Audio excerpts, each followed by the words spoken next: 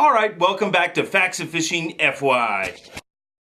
The fishing news, views, and info you can't use show. So I know what you're thinking, where have you been? We haven't seen FYI in 2 weeks. Well, I've been fishing, okay? I'm allowed to do that. And in no time did I ever say this was a credible or reliable news service. So I'm sorry. I'm really, really sorry. But I'm back now.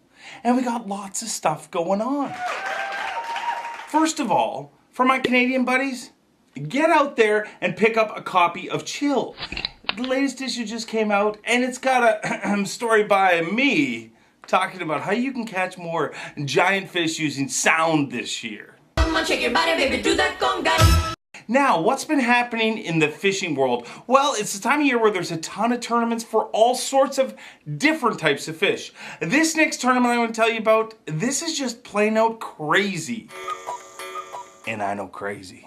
Andy Thomason was fishing in a big money tournament and he caught himself an 883 pound blue marlin. High fives! Bonk. Or maybe not. You see, he had a guy named Peter Wan on his boat as a mate. And you know how your parents always told you crime doesn't pay?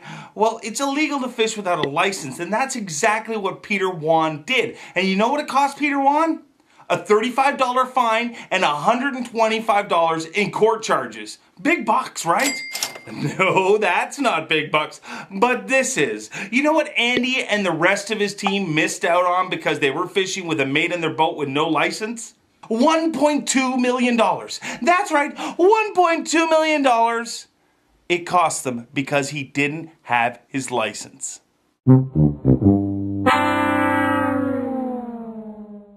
So in the bass tournament world, this is the time of year where everybody hands out their Angler of the Year. And that goes to the angler who had the most dominant season, who caught the most fish, who won the most tournaments, who placed the highest, however it works.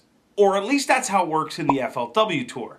Brian Thrift was awarded Angler of the Year for an awesome season. Now in the Bassmaster Elite Series, we have another guy who's had an incredible season. Skeet Reese, some would say the most dominant season in the history of bass fishing. But he doesn't have his Angler of the Year award yet. No. He's got to go to the postseason. Now, I love the BASS series, and I think they have a ton of things right. But the postseason is something they've definitely got wrong. I mean, why a postseason? I thought it was called Angler of the Year. Now, I'm not an educated man, but you take an angler and a year, and the person who's the most dominant wins, right?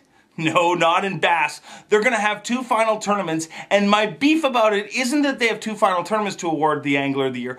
My beef is that the points aren't the same, and no other sport in the world does this. I mean, in the NBA, a basket's still worth the same in the playoffs.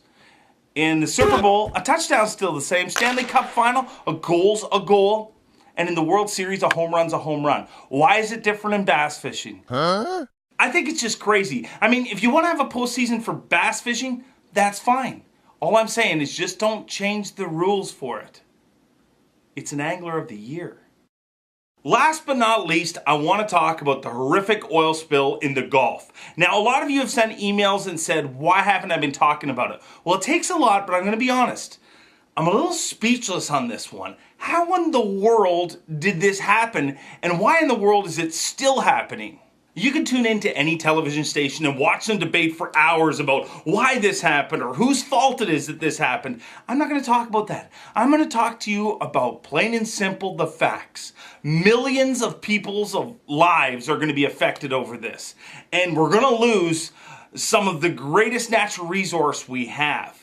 But we haven't yet. And that's the thing that, boggles my mind most of all. Everybody's up in arms, canceling trips to the Gulf. I know that there's charter boats that can't go out there, but there's a ton of them that still can. And you know what they're saying? Because of the media coverage, everybody's canceling their trips. Ladies and gentlemen, we anglers, we're a big group. I've said this before and I'll say it again. We can affect things beyond our belief. And you know how we affect this one? We go fishing. That's it. We go fishing. Look down in the Gulf states, find out who's still operating, where are the areas that haven't been affected, and go fishing. Plain and simple. Get online, find an operator that's still fishing down there, and go fishing. Just go fishing. It's what you love to do. It's what I love to do. And you know what? The best part? is you're going to make somebody who's going to be affected by this oil spill's life a little bit easier.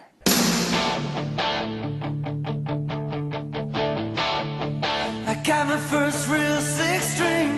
What are you doing still? What? I told you to go fishing. Get out of here. Go fishing.